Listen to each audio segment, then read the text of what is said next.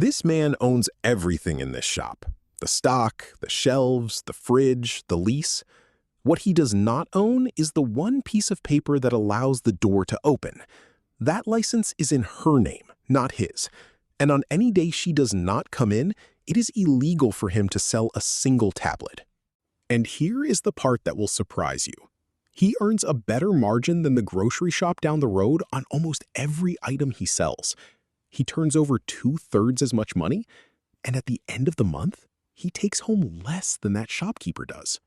By the end of this, you will know why a government notification decides his margin on half of what he sells, what the medicine that expires on his shelf actually costs him, and why moving this exact shop 50 meters down the road would triple its turnover overnight. Start with the money it takes to open. 200 square feet, ideally somewhere a doctor already sits. The fittings are more expensive than a grocery shop because everything is glass-fronted and locked, and there is a refrigerator that can never be switched off. 13,40,000 rupees, slightly more than the grocery shop. And once again, the largest single line is the stock. 6 lakh rupees of medicines sitting on shelves, except this stock has a property that rice and soap do not. It has a dot on it, and after that date, it is worth nothing at all. And there is one enormous advantage hidden in that inventory figure, which is that he rarely pays for it up front. Distributors supply on credit, typically 30 to 45 days, and they push bonus quantities on top. So the 6 lakh of stock on his shelves is partly somebody else's money, and that changes the arithmetic completely. Only 2,60,000 of that inventory is actually his. The rest is float, extended by distributors who want shelf space. It is the single best feature of this business, and it is also the trap, because a chemist who overorders to chase a bonus ends up owning a back room full of medicine with a date on it. Now, the important thing about this business, not every box on those shelves earns the same, and the difference is far wider than in any grocery shop, because on a large part of the stock, the price is not his to decide. On price-controlled medicine, the retail margin is fixed by a government notification. He cannot raise it, negotiate it, or discount around it. On generics, where the brand carries no premium, the margin is nearly 3 times that, which sets up the central tension of the whole trade. The medicine he earns most on is the one people are most reluctant to accept. The doctor writes a brand. The patient trusts that brand. Offering the identical molecule at half the price makes many people suspicious rather than grateful, and pushing it too hard costs him the doctor's goodwill, which is worth more than the sale. 6 lakh rupees of turnover and 47,000 kept. The grocery shop we looked at earlier did 9 lakh at a worse margin and took home 70,000. Better margin, less money. And the line that explains most of the gap is sitting right there in the middle. 32,000 rupees a month for a registered pharmacist. This is not a staff cost. This is the price of the license itself, paid monthly, forever. He cannot substitute her with a cheaper assistant, he cannot cover the shift himself, and if she leaves for a hospital job that pays more, the shop closes until he finds another one. Almost a quarter of every rupee of gross profit goes to holding a qualification he does not have. Over 10 years, that is 38 lakh rupees, which is nearly 3 times what the entire shop cost to build. This one line is the difference between this business and the grocery shop, and it never goes away. There is also a compliance layer here that no grocery shop carries. Certain categories cannot be sold without a prescription. The prescriptions have to be recorded and retained, the register has to match the shelf, and an inspector can walk in and ask to see all of it. Refusing a sale is a daily event, and every refusal is a customer who walks to whoever will not refuse. 45,000 rupees a month walks back out of that door because the answer was no. That is very nearly his entire profit, turned away deliberately, and it is the clearest illustration of what he is really running. Not a shop that sells medicine, a shop that is trusted to withhold it. Then there is the date on the box. Some expired stock goes back to the distributor for credit, but not all of it. not automatically, and never the slow-moving items he was persuaded to stock in the first place.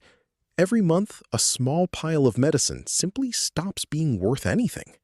1,08,000 rupees a year, thrown away. That is 19% of everything he earns, and almost all of it is the unusual, rarely asked for medicine that he must stock anyway, because a chemist who does not have the odd item is a chemist people stop trusting, and trust here is the entire moat. There is also a quiet risk humming in the corner of the shop.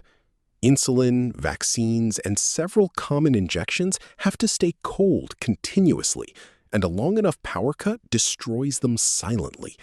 Nothing looks different afterwards, which is precisely the problem, because the only honest thing to do with stock whose cold chain broke is throw it away.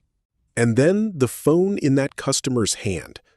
Online pharmacies buy at a scale he never will and discount to buy market share, exactly the way the 10-minute grocery apps did.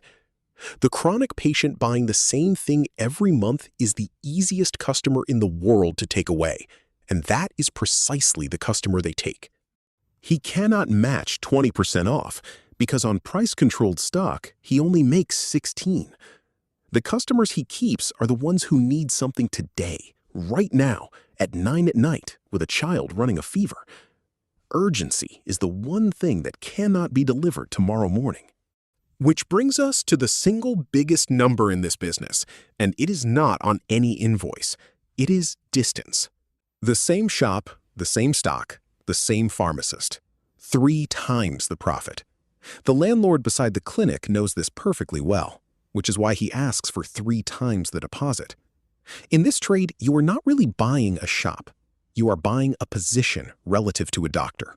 What he actually sells, once you strip away the boxes, is availability and judgment at an hour when nobody else is open. That is real. It is genuinely valuable, and there is no app that has worked out how to price it yet. And a chain pharmacy opening across the road is a harder problem than the app. They buy in volume he cannot approach. They run their own generic labels at margins he cannot match, and they can afford to discount for a year to establish themselves. What they cannot do is know that a particular customer's mother stops taking her tablets when nobody reminds her. So can he open a second one? Yes, and this is where it sits between the businesses we have already looked at. A parking lot copied almost perfectly because nothing lived in anybody's hands. A tea cart barely copied at all. A pharmacy sits in the middle because the stock and the systems transfer cleanly, but every single branch needs its own qualified person before the door can open. 81% of the first shop's profit, which is genuinely good. But notice the capital. He has to find another 13 lakh and another qualified pharmacist willing to stand in a small shop all day rather than take a hospital job. In practice, it is the second of those that stops most people, not the first. 42% on capital against 76 for the grocery shop that needed almost the same money, and 129 rupees an hour for his own time, which is less than the Kirana owner, less than the scrap dealer, and only slightly more than the man selling tea on the corner. Line them up, and the lesson is uncomfortable. A better margin on every single item did not produce a better business. Lower volume, a license he has to rent, and stock that expires took all of it, and more. Margin is the number everybody quotes, and it is almost never the number that decides. So what is a medical store, honestly? It is a business with a better margin than its neighbors, a worse return than any of them, and a permanent tenant in the middle of its accounts who holds the only thing that makes it legal. He owns the shop completely. He owns the right to open it, not at all. And the reason people still come at 9 at night is not the price, and it never was.